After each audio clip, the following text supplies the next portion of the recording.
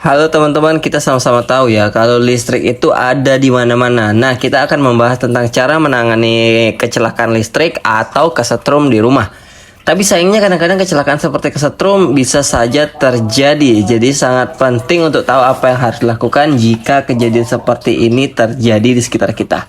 Langkah pertama adalah jangan panik. Kalau kita melihat seseorang yang kesetrum, yang paling penting adalah pastikan diri sendiri aman sebelum mencoba menolong. Ingat, jangan langsung menyentuh korban yang masih terhubung dengan listrik karena kita bisa ikut kesetrum juga. Langkah kedua adalah segera matikan sumber listriknya. Kalau bisa cari saklar utama atau cabut kabel dari stop kontak kalau situasinya memungkinkan.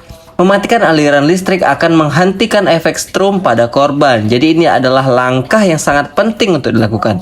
Jika sulit mematikan listrik atau korbannya masih sulit terlepas, cari alat non-konduktif seperti gagang sapu atau benda lain dari kayu atau plastik.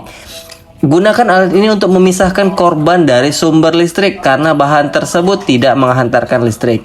Setelah korban berhasil terlepas dari listrik, cek kesadarannya. Tanyakan apakah mereka baik-baik saja atau coba lihat apakah korban masih bernafas.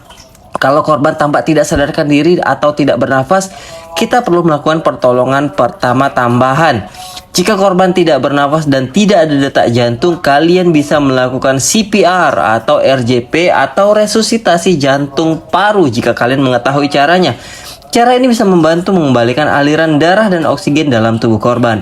Namun pastikan kalian tahu teknik dasar CPR atau minimal mintalah bantuan dari orang lain jika memang belum pernah melakukannya.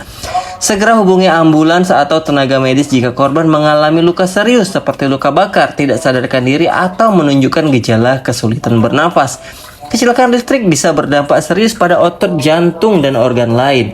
Jadi sangat penting untuk mendapatkan penanganan medis sesegera mungkin.